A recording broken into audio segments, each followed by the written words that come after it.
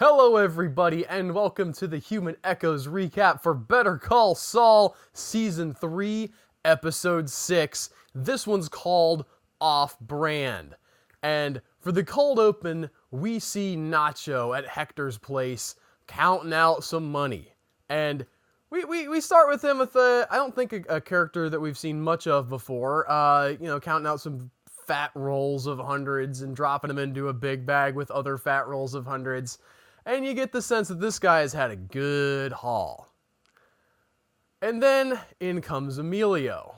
And if you don't know Emilio, very important character early in Breaking Bad, was one of Walt's first turning points towards really being willing to get his hands dirty in the drug business. And he gets killed by Walt in Breaking Bad. Spoilers, I guess, if you're still not caught up on Breaking Bad somehow. It's the first 3 or 4 episodes, though, so you're not really missing that much. But he shows up, and I loved, having seen Breaking Bad, I love that he was in the Tampico polo shirt. For some reason, like, there's a lot of details I've forgotten about Breaking Bad over the years, because it was a long show with a lot of cool stuff, and but that little jingle about the Tampico Furniture Company has always stuck with me ever since I saw it. And he's there wearing the polo shirt with the Tampico, and it's great as a reminder, especially knowing what happens with Nacho later, that these guys, like, they're doing the crook thing, but it's not like full time. They have other things. They have families that they're that they're beholden to, that they don't deal drugs with. They have lives. They have stuff outside of just dealing drugs, and that's going to become an important part of this particular arc.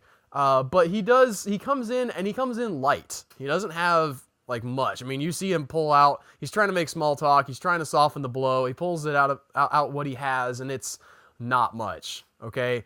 Nacho's not happy. He almost lets him go. He kind of gets just the throat clear from Hector, though. Hector's got he's got his hand on the throttle, and Nacho has to go and beat up this guy. And I liked this because, and especially in contrast with the next scene that's in the cold open, it's really a piece of the same, where we see Nacho back at his family's upholstery shop. And that was established, I think, in season 1 of Better Call Saul. Not Jonathan Banks, that's the actor. Mike goes to find him there. He buys upholstery for his old beat up car. And he meets Nacho, and he's talking with him there. And Nacho does work at this place. He's not just sort of nominally, well, yeah, that's my dad, but I'm over here being a big drug, enforcer guy. He's there with the sewing machine, and the cinematography and the sound work, especially here, were so beautiful, because you have these really great close-ups on all the different mechanisms of the sewing machine, and Nacho here working, and the sound of the sewing machine getting louder and louder and more harsh and grating and mechanical than an actual sewing machine would be. Let's be real. An actual sewing machine actually sounds pretty pleasant. It's just sort of a humming sound almost. But this machine isn't just a sewing machine. Within the context of the story, metaphorically, I think it's representing Nacho's predicament, because he is a cog in this machine, and he has very little control over what it does and what the machine. He's just a piece here, right? He's pushed around by all these bigger fish, and he doesn't have a choice. I really think in this moment he's thinking about beating up Emilio. Obviously Emilio doesn't die, but still, this is just some guy, right? Some guy who came in light. The cops busted him. It wasn't his fault. It was one of his guys who was working for him. And, he had to dispense justice in the terms of Hector, I'm sure, as he would put it, to this dude who really didn't do anything wrong. And, the scene ends with Nacho getting bit. The needle stabs him, and the implication here, metaphorically, is that he's getting sucked into this, and it's not going to let him go without hurting him if he doesn't do something. And this really does a beautiful job of setting up Nacho's whole arc through this episode, because you see him as someone who wants to gain some level of control over his life, and he doesn't have that yet. So a beautiful setup for all of that. We then move into the closing of the hearing. Obviously, it did not end with Chuck having his outburst. They still actually did go on and continue the arguments. And Kim gives a really moving speech for Jimmy. I mean, Jimmy in the next scene says, maybe sound like Saint Jimmy. And I do, it's a little bit over the top, but it also is a reminder of Jimmy's good qualities. Yeah, this isn't the whole picture of Jimmy, but none of the stuff that she says is necessarily untrue. The stuff about him taking care of his brother all these years, the stuff about him taking good care of his clients and, reaching out to them and working hard for them, all of that is legitimately good marks on Jimmy's side. And they're they go to celebrate this. They're popping champagne. Jimmy has not necessarily won, but they feel like they've got their strong case. And the editing here is really interesting, though, because in the middle of Kim making her speech about how great Jimmy is, we cut to Rebecca several times in a cab going to Chuck's house. And there's just that little reminder that, yeah, Jimmy is a good guy, but he also has really done some terrible things in this quest that he has had now to sort of not get rid of his brother, but to become free of his brother, to get free of these charges. And Rebecca is on the other side of that, seeing the fallout. And we see her come to the law office where she's, confronts Jimmy and says, hey, listen, Chuck needs your help. She knocked on the door. He wouldn't answer her. He's having a breakdown trying to figure out what is true about his life anymore, because he's had this huge shock to essentially his entire conception of reality. And she's putting the screws down on Jimmy, trying to get him to go to Chuck. And there was a moment there when I thought, okay, Jimmy's going to cave. Like, Jimmy, yeah, he wanted to take his brother down. He accomplished that. But Jimmy will go to Chuck. He will give in to this plea, especially coming from Rebecca. And Jimmy says no. Jimmy has had enough. He has come to his wit's end. He's done. 100%. Maybe not 100%, but like 99%. It's going to take a lot more than this to get him back into Chuck's life. And Rebecca has a pretty damning, pronouncement for Jimmy, where she said, he says, he was your brother. Jimmy says, not anymore.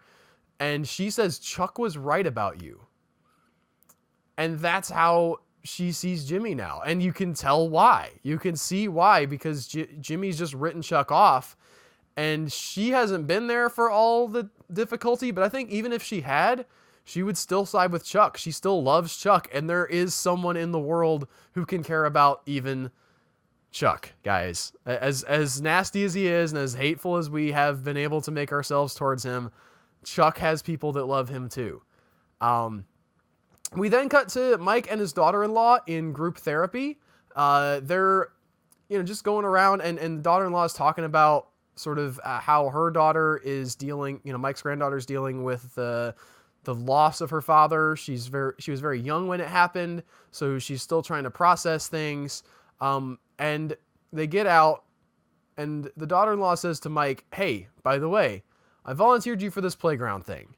Which, there was two things that came out of this that I thought were interesting. First off, in the it wasn't last episode, the episode before last, we saw Mike talking to Jimmy about building things, about making something. And even though he was doing Jimmy's dirty work, taking pictures of the inside of Chuck's house, there was that little spark, right, of I want to help.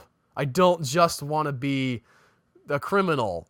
I want to do something good. I want to make something. And here is his opportunity to make something.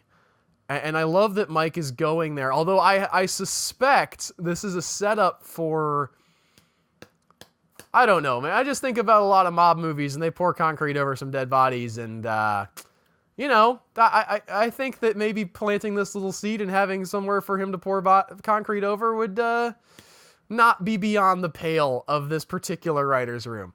The other thing that is interesting is the not flashback, but the callback, because the daughter-in-law says to him, I know you know how to use concrete because your son, when we were still married and he was still alive, told me about this carport that you did, and you poured the concrete because you thought everybody's ripping you off and you could get a better deal.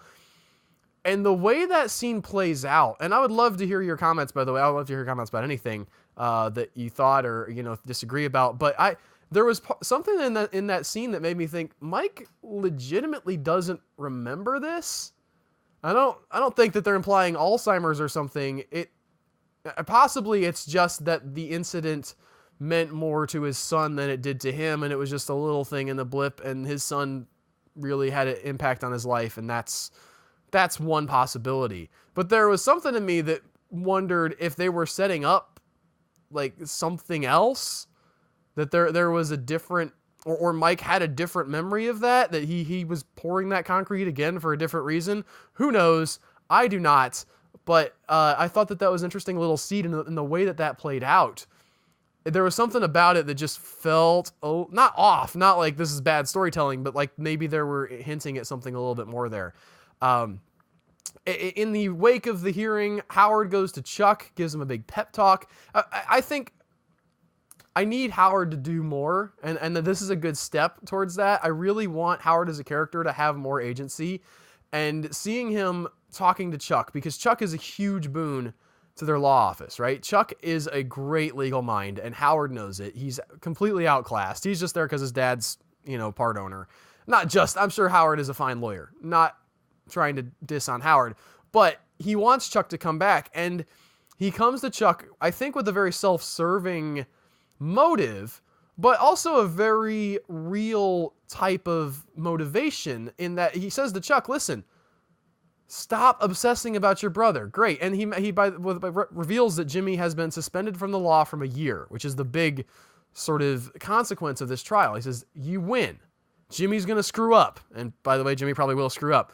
He's going to violate the terms of this, probation that he's on, essentially. Rejoice. He's out of the law for now, and there's a real good chance he'll be out of the law forever. And besides the fact you're letting your bitterness just completely destroy a great law career, come back to work. And the upshot of this is that Chuck kind of takes the bait. Not the bait. I mean, he's not being baited, but he sort of listens and understands that what Howard is saying is correct. And his first step back into this world is to try to deal with his electricity allergy. And he opens up the tape recorder, which I love that it's not just some random battery, right? It's this device that he's used to entrap Jimmy, and pulls the battery out. Great focus pull, by the way, on that battery rolling towards the camera. I know that's just a little technical thing, but I really dug it. And grabs it, and you can tell in his head it still hurts. Like he I think has accepted that it's not real, but he's not been able to tell his brain that it's not real yet. But he's working on it. And it's a great step. I want to see Chuck. I do want to see Chuck move on. I don't think he's going to move on from Jimmy, but I do think that he has the potential to do great things and to get himself out, and maybe not completely by himself, but get out of this mess that he's in and really start dealing with his issues. And a Chuck that doesn't have this electricity allergy, a Chuck that's back on top, could be a force to be reckoned with, because he is, I think, diminished by this in some way. And to get him out of that, to help have him actually deal with his problems and be able to bring, because like I said, don't think he's going to be done with Jimmy. If he can bring the full force of his lawyering capability with being able to walk around in the outside of society with electricity and everything to bear on Jimmy, oh boy, Jimmy's not screwed. We know Jimmy makes it and he becomes a lawyer eventually somehow, but that could be an incredible thing to see. We also see that Jimmy is now closing off his relationships with his clients. Great montage. Sort of wonderful, slippery Jimmy speak as he's trying to paper over the fact that he's been essentially disbarred temporarily with his clients. Oh, don't worry about the legalese. It's fine. It's an agreement that I've come to.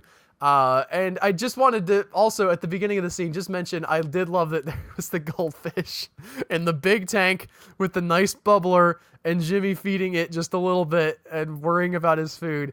That vet and his influence on these people is the best.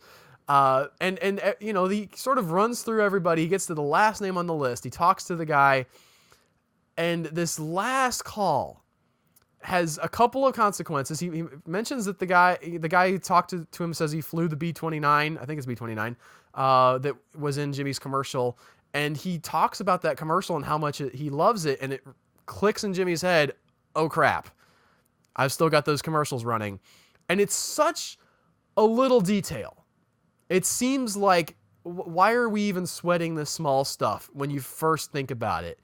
But it's the kind of thing that the Better Call Saul writers room spins into really interesting storytelling, taking this little detail of, okay, Jimmy has ad time paid for his lawyer spot that we've seen, and those ads are still running. The disbarment says he can't be practicing as a lawyer, so he can't be advertising his services.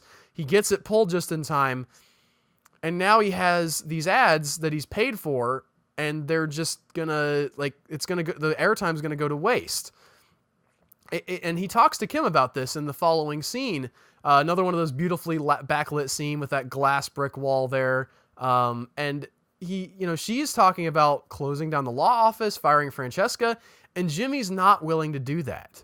Jimmy says, we can't let this go. And Kim is, I think, probably right in the situation. She's certainly far more pragmatic. She says, listen, it's a building, okay? There will be other buildings.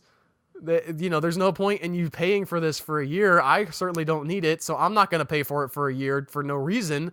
And Jimmy says, no, I can't let this go. And I love from his character's perspective, what this means, that he is A, in his mind, never going to stop being a lawyer, but B, this is more than a building to Jimmy. It represents something. That Wexler and McGill paint on the wall, that, the time that him and Kim have spent here, it's essentially like a home to him. I mean, we see Jimmy and Kim at home. I think even in this episode we do, which, by the way, several episodes back I mentioned, why is Kim sleeping at the office? And they clarify, hey, she's just working a lot. She's still living with Jimmy.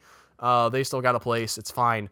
But Jimmy, I think, sees this as an accomplishment, A, for himself, but also for his relationship, that him and Kim are together in this partnership and that he can't let that go.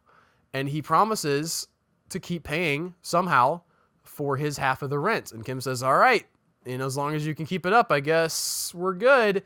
And Jimmy swings into action, as only Jimmy can, trying to sell his ad time. Not sell, give away with the promotional package of shooting an advertisement. And he's pretty persuasive, but it's still expensive, and he's got to get it on the air pretty quick. He's got airtime, I think, basically every day, or certainly once a week, and he tries his dead level best with these carpet people, and he almost has them on the hook. You can tell that they would have bought it if it wasn't like, I need to have a film crew here in 15 minutes, which is just not going to happen. But he's very ambitious, and they say no, and he's like, what am I going to do? Great to see the film crew back again, by the way. Love these recurring characters so much. I'm glad they keep finding ways to stick them into this show. And they're here, and the girl, the makeup girl from this college film crew, which they got to be graduating college eventually here, right? At some point, they're going to be going off and make an independent movie. I want to see that. Can we have that spinoff where these guys just go off and make independent films that are really bad and they can't get them distributed and they have to work at a fast food place? I bet these writers could make that awesome. Regardless, Jimmy decides to shoot a commercial for a commercial at the advice of his makeup lady. He goes out to the television station, or satellite places or whatever. He's like, all right, we're going to shoot here. Tries to get one of them to do it because he doesn't want the face of Jimmy McGill to be tarnished, and then the name of Jimmy McGill to be tarnished, and he can't find anybody to do it. So he says, let's Boris Karloff it, which, as we'll find out later, is not quite. I was really hoping there was going to be some extreme makeup job, but it was still pretty fun what they come up with. We'll get to that when it comes up in the episode. We kept that to Nacho, though, and I think really Nacho is the through line of this episode. Even though he only has 2 or 3 scenes, he's really sort of the emotional center of what's happening, for me anyway. And, he's picking up the drugs from Hector. We get a great unloading shot at Los Pollos Hermanos where the truck is coming in and they unload all the, chicken stuff. And then there's the, they unscrew the floorboards. They've got the slider things. They've got, I assume they're packed in like cedar or something to mask the scent just in case there's any kind of leaks or whatever. They've got this red dust that it's packed in. And Hector is there to pick up something for... Not Hector, I'm sorry. Nacho is there to pick up drugs for Hector. And he pushes the line. Hector has told him, get 6. He's only allowed 5. The deal is, remember, if this is from several episodes back when Hector and Fring made a deal and he's like, you're going to bring my product over the border. The product that he's bringing over the border is only 5 bags. And now here is Hector pushing his boundaries. He's going to take 6. And Fring's guys are not having it. Fring isn't there. He's off doing something else. He gets the call. And he says, yeah, okay. Let him have it. But from Nacho's perspective, he's being told to do something by his boss that could get him killed. Right? Hector's not putting his neck on the line with this taking an extra bag. It's all on Nacho. And if it goes bad, Nacho's the one who gets killed. And Nacho's not happy about that. You can tell. He's like, I'd rather not get shot today. Thank you. We find out why Gus is so magnanimous here, though, because he is looking around at much bigger fish to fry. He has his flashlight, and he's looking around a laundromat that if you've seen Breaking Bad, you will recognize, even in the dark, even in the clutter. Again, I don't know how they get these sets back. Did they build this? Is this like a replica? It's really cool, the work they're able to do. If it's still in operation and they made it look all dingy and stuff, that's even cooler. But he's at the laundromat that ultimately is going to have the drug operation underneath of it, where Walt's lab is. And he walks out of the building. It's got a big for sale sign on it. And there's Madrigal Lady. I forget what her name is, but Gus is moving and shaking, guys. Hector is trying to small potato him with taking an extra bag of drugs, and Hector thinks that he's really winning one over, and Gus is playing on a completely different chessboard. Hector has no idea what's about to hit him. I don't even know if Gus is going to take him out, which we'll get to in a minute, but Hector has, I think, become, let's say, entitled. He thinks that he's owed all this stuff. He's lived as the boss for so long, and I don't know how he got there, but he sort of just worked his way up the ranks, and he's not a big thinker. He doesn't think much outside the box. He'll think about supply lines and stuff like that, but he's really just kind of a standard crook. And it's the outclassing of Hector by Fring is something that I really enjoy about what this series highlights, because in the past we saw, in Breaking Bad, we had flashbacks to Hector as a younger man being part of the organization, and we know how he ends up in Breaking Bad, sort of not in this position anymore. But we didn't really get a sense of what he was like at his prime, and here we have that, and I thought that was amazing. We also get Chuck taking the next step. He's held the battery probably several times now, right? Maybe he slept with it, or maybe not slept, but, really tried to acclimatize himself to it. He's got his space blanket hoodie, and he goes out into the world, and the brightly lit neon world, by the way. This is a side of Albuquerque that we almost never see in this show. It's so much of the wide open spaces and kind of the folksy ranchero type fashion of, and we saw a lot of that in Breaking Bad too, right? That you forget that there's probably a lot more to the city, and here he is in this very lit up downtown neon area, getting all the rays bombarding him, at least in his mind, going to a phone and making a phone call to a doctor, and not really anything extra to say about that except to double down on Chuck's trying to get better. I think he's making a call to a psychologist. I think he's accepted that this is a condition that he can beat now, and if he's able to beat it, he will beat it. So he makes this call. It's beautifully shot, by the way. The electricity effects that they do, just the sort of in-camera bleeding of lights and everything is really impressive. But we follow up with Hector and Nacho. And again, for me, Nacho is the through line of this episode. And Hector says to Nacho, hey, I don't really dig this, depending on the kindness of Gus Fring for my transportation needs. What do you say we talk to your father and his upholstery industry and get him in on this business, because he can, his upholstery supplier is in Mexico, and we'll get them to send us our drugs in with the carpet shipments. And this is, I think, the bridge too far for Nacho. He's like, nah, this is the moment where he really decides that he doesn't want to be under the boot of Hector anymore. And Hector, at that exact moment, gives him the ammunition that he's going to need to take the boot off of him.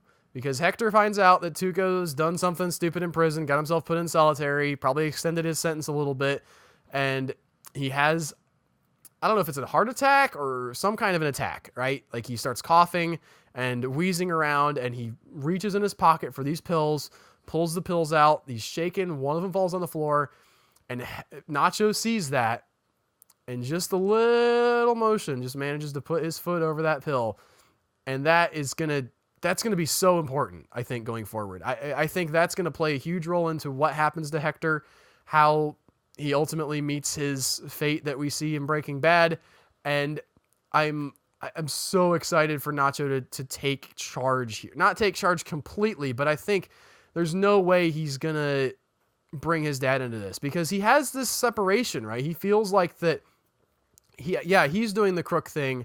He's trying to help out his family, or maybe he feels like he has to do this because of his options to bootstrap himself up. But his father isn't part of this world, and Hector is trying to muscle his way into his father's life, and Nacho's going to say no. He's going to try to say no anyway. And that's a huge, huge thing.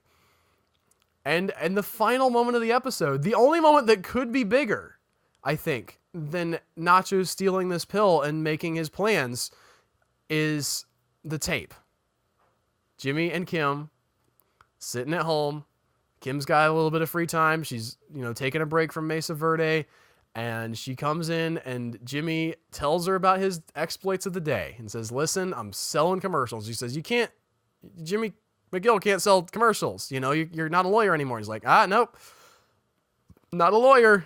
And there's a great build up here too. I think they're just sort of like edging you out a little bit. You know that you're going to see the tape. You knew you were going to see the tape the second that he decided, and said, we're going to Boris Karloff it, but they're still holding off on you a little bit. And he drags it out and says, I don't know, it's not my best work.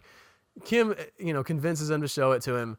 And we see this commercial that Jimmy has made, and it's beautiful. I love, it's got that great Jimmy McGill editing vibe, the multiple star wipes and, the insane, just energy that he brings to it. And at the end of the tape, he says, call Saul Goodman. We got it. We got the name. I mean, granted, we had it before a little bit. We had the seed of the name, but here we have Jimmy, for the first time, picking up that mantle, calling himself Saul Goodman. And the exciting thing here is, because obviously they're not gonna rush to do anything with that. The Saul Goodman thing is still gonna grow more. We still haven't seen Saul Goodman in any way fully formed yet, but they're planting these little seeds, and I'm really interested to see what Jimmy does with this year, how they're gonna play this out. I assume that there could be some kind of time skip, like between last season and this season, if they don't want to show him spending the whole year without having his law degree. And maybe they'll find some loophole to get around that. But even though I know he's going to go back to the law, there's something exciting to me about him taking a detour here into a different type of life, because it's so unexpected, because I know where he ends up. This idea of him taking a completely different tack for a bit and possibly being successful to a degree at this commercial selling stuff. Maybe he's only trying to sell off his commercials, right? Maybe it'll just be, a one and done thing. After he's done selling off his ad space, he's out. But it seems like to me that he could get good at this and start making some money in this year off. And possibly, projection for the future, obviously, but possibly what happens is Jimmy gets real good at this, but when his year's up, he goes back to what would actually be a step down for him in being a lawyer. That's my prediction. I don't know that's what's going to happen, but I think from a story perspective, that'd be very interesting if being a lawyer meant enough to Jimmy, and not only just being a lawyer, but sticking it to Chuck, getting back into the law profession, meant enough to Jimmy to give up like a really lucrative other career to become this go back to being Saul Goodman with his office in a strip mall, and the giant inflatable Statue of Liberty. That's an interesting possibility, and I cannot wait to see how it actually plays out. As always, love your comments. Tell me what you guys thought about this episode, what you liked, what you didn't like. I don't know if there's anything that you really would have not liked in this episode, but what are your thinking about where things are going? And I will see you guys next week with another episode of the Better Call Saul recap. Take care, guys.